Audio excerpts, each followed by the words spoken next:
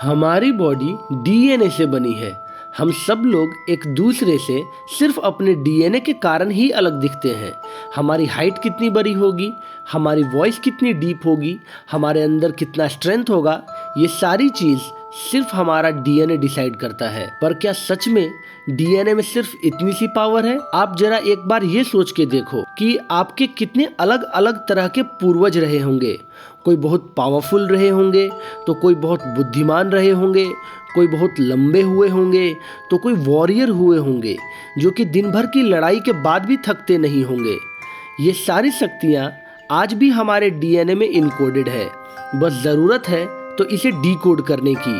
अब तक हमने अपने डीएनए का सिर्फ 3% हिस्सा ही एक्टिव पाया है, जिसमें हमें पहचान मिली है। तो सोचिए क्या होगा अगर हम किसी तरह 100% डीएनए को एक्टिव कर पाए। जिन लोगों की सिर्फ 10% डीएनए एक्टिव हुई थी, उनमें ये देखा गया कि उनको किसी भी तरह की बीमारियां होती ही नहीं है। उनका इम्यूनी सिस्टम इतना मजबूत हो जाता है कि कैंसर के वायरस को भी मार देता है। यहाँ तक कि अगर आप पॉइजन भी पी लेते हो तो आपका इम्यूनी सिस्टम उस पॉइजन को भी बेअसर बना देगा। ठीक ऐसा ही भगवान शिव जी के साथ हुआ था। समुद्र मंथन के दौरान जब उन्होंने पॉइजन पिया था, जहर अभी असर कर ही रहा था कि उनके इम्यूनी सिस्टम ने उस जहर को भी मात दे दिया। यानी कि शिवजी की ये शक्ति भी हमारे डीएनए में छिपी हुई है। 100% डीएनए एक्टिव होने के बाद किसी भी तरह का पॉइजन, वायरस या बैक्टीरिया हमारा कुछ भी नहीं बिगाड़ पाता है। साथ ही हम लंबे समय तक जीते भी हैं। हमारी क्रिएटिविटी भी बढ़ जाती है।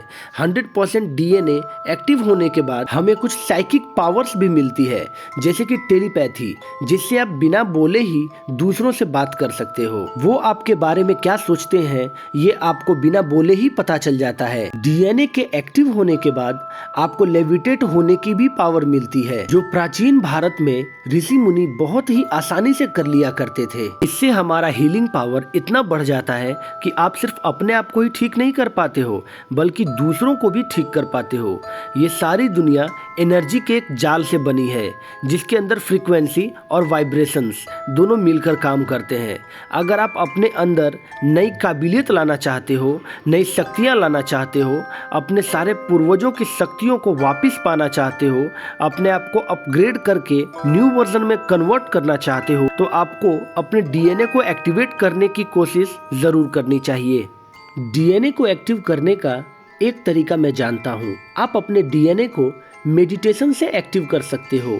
बस मेडिटेशन करते समय आपको अपने डीएनए पर ध्यान लगाना है और आपका डीएनए एक्टिव हो रहा है ये सोचना है। अगर ऐसा करते वक्त आपकी बॉडी में करंट दौड़ता है तो आप समझ लीजिए कि फ्यूचर में जाकर आपका डीएनए ज़रूर एक्टिव होगा। पर यह कोई छोटा प्रोसेस नहीं, ये एक लंबा प्रोसेस होता है। पर यह तरीका तभी काम करेगा जब आप उन चीज़ों का सेवन करना बंद कर दोगे जो आपके डीएनए को बर्बाद करता है, जैसे सिगरेट। इसमें मौजूद हर केमिकल डीएनए को बर्बाद करता है।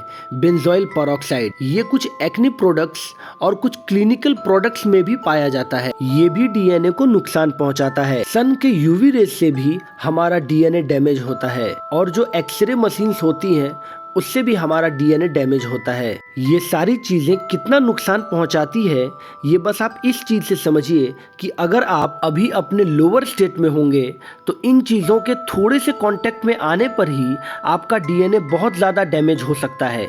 लेकिन अगर आप इनसे बच के अपने डीएनए को एक्टिव कर लेते हो तो आप सोच भी नहीं सकते कि आपको कैसी कैसी और कौन सी पावर्स मिल जाएंगी।